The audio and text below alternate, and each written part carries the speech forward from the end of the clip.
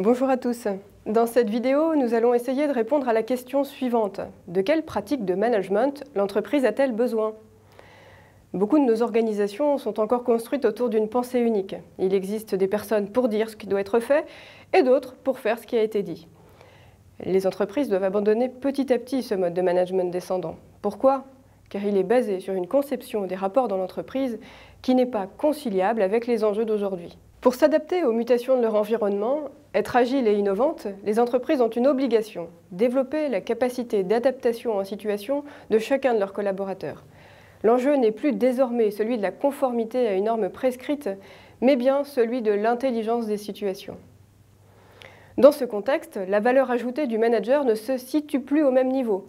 Plutôt que d'apporter ses réponses, il aide ses collaborateurs à construire les leurs par son questionnement. Il privilégie les postures de coach plutôt que celles de commandement et de contrôle. Il donne du sens, il privilégie le pourquoi au comment. Autre point important, il n'y a pas de bon manager dans l'absolu. Il n'y a que des pratiques de management qui servent plus ou moins bien le déploiement du projet de l'entreprise. L'entreprise a donc besoin des pratiques managériales qui serviront la mise en œuvre de sa stratégie. Prenons deux exemples. Le groupe Page Jaune a vécu une véritable transformation de son business model, passant de l'imprimé avec ses cycles longs, en concurrence avec la presse régionale, à Internet et son instantanéité confrontée à Google. Cette mutation et la transformation des métiers qui en ont résulté expliquent que l'entreprise attend désormais de chacun de ses managers qu'ils décident, agissent et réagissent rapidement. Autre exemple, Lacoste a voulu se repositionner il y a quelques années en distributeur et non plus seulement comme producteur. Aussi, le sens du service client est devenu une compétence managériale clé. Voyons maintenant les trois principales étapes pour mettre en œuvre un projet de transformation des pratiques managériales. Première étape, il s'agit d'analyser les enjeux stratégiques et culturels de l'entreprise, puis des transformations majeures à impulser. Ce travail permet de définir une cible managériale et de construire le référentiel des macro-compétences requises. Pour s'assurer du caractère opérationnel et concret du référentiel, un travail avec les managers qui auront à faire évoluer leurs pratiques est alors à réaliser. Il faudra produire avec eux les situations observables qui illustreront dans leur quotidien chacune des macro-compétences.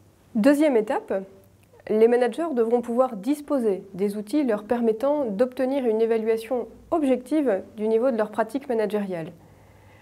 Les managers pourront tout d'abord auto-évaluer leurs compétences managériales.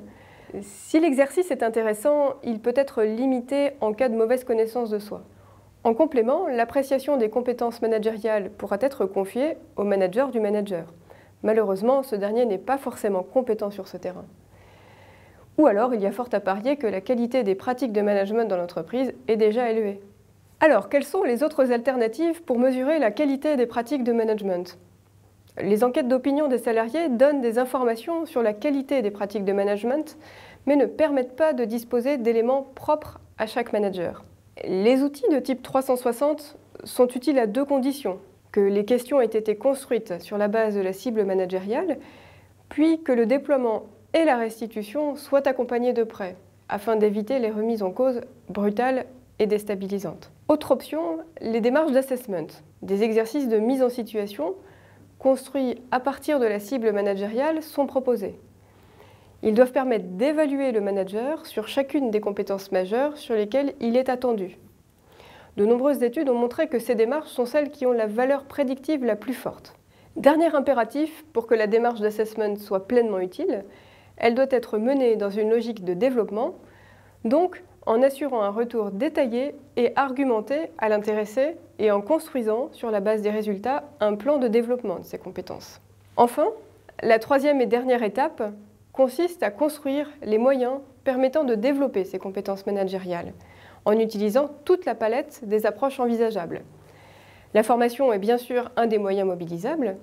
Les mises en situation et les binômes de co-développement peuvent se révéler très efficaces pour développer certaines de ces compétences, de même qu'un accompagnement individuel de type coaching ou mentoring.